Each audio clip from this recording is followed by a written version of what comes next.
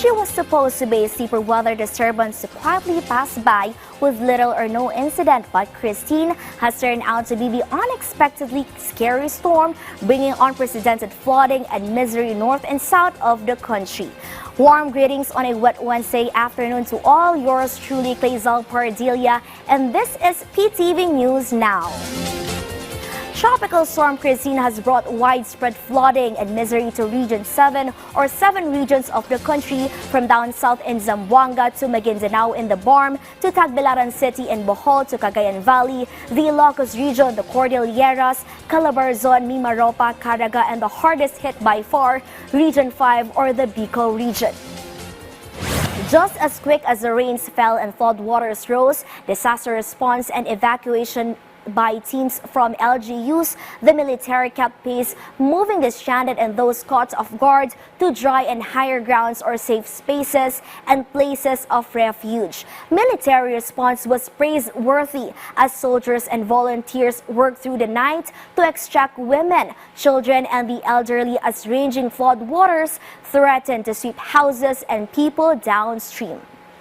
On the national level, the president spearheaded over a situational briefing this morning in Camp Aguinaldo for a status report on the Christine's damage and devastations in the hard-hit areas. Likewise, he ordered an intensified mobilization and deployment of relief assistance response for the tens of thousands of families held up in the evacuation in the affected regions. Tropical storm Christine has intensified into a tropical cyclone and is expected to make landfall sometime late in the evening. You will be kept posted on developments up to the time she exits the country stage left. The fall from grace of America's mayor has been spectacular, and by next week his comeuppance for his defamatory attacks against 2 Georgia election workers shall have begun. A U.S. district judge in Manhattan, New York City, has ordered the former NYC mayor to pay or transfer the ownership of his Manhattan apartment to 2 Georgia election workers whom he unrelentingly attacked of cheating Donald Trump of votes in the 2020 presidential elections in the state of Georgia. Ruby Freeman and daughter Wendy Amos won a civil lawsuit against Giuliani for his baseless attacks on them that led of months to harassment and death threats. Giuliani was ordered to pay $148 million by the judge in the end.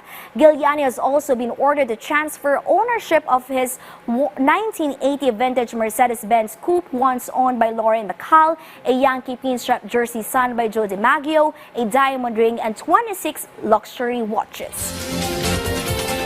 He is America's first president to reach the age of 100, but hitting such a milestone would have meant little had he not been able to cast his vote for the 2024 elections. VOA's Kane Farabu tell us more in this report he just filed.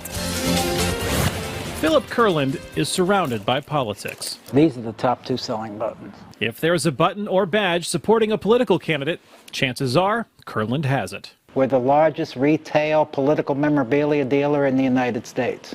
Kurland's store isn't just any ordinary shop in the country. It's the Plains Trading Post, as in Plains, Georgia, the hometown of former U.S. President Jimmy Carter, where the streets are lined with signs from the current election supporting both Democrat Kamala Harris and Republican Donald Trump. Democrat Joe Biden won Sumter County and narrowly won the state of Georgia in 2020. It's shocking in a way that we're a battleground state. Polls show a close race in Georgia, and both campaigns recognize every vote counts, including a prominent one cast by mail-in ballot from the most famous resident of Plains. I don't think he'd miss any opportunity to vote. He was excited to turn 100, but he's more excited to cast his ballot for Vice President Harris. Jason Carter, Jimmy Carter's grandson, is chairman of the board of the former president's global nonprofit Carter Center.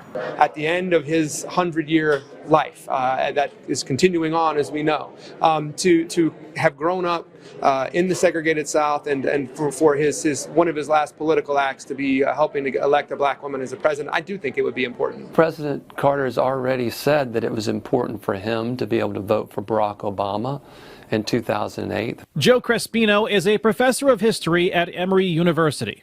He believes Carter's vote is connected to his legacy, specifically his efforts to get the Equal Rights Amendment prohibiting sex discrimination ratified in the U.S. Senate while president. But voting for the first female candidate of color would be important for him, not only because of his experiences with race over the course of his life, but also his experiences in trying to advance the interests of women in public life. He wants to see this country brought back together. I think he wants to reduce that polarization. I think he wants us to focus on the things that make us Americans first and fundamentally, and I think that he thinks she can do that. And I must have 1,100 different Carter buttons. Philip Kurland says not everyone in Plains agrees with Jimmy Carter or his candidate of choice. Even though he's firmly come out for Kamala Harris, everyone that's not for her would instantly forgive him and still love him.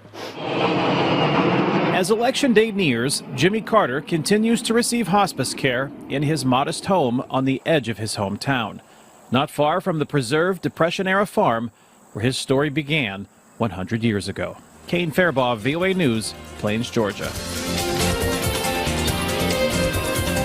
And we've come to the end of the show. Join us anew later tonight for PTV News Breaker Night Cup. And always remember to stay connected by catching the news right here. I'm Clazel Cordelia, and this is PTV News Now.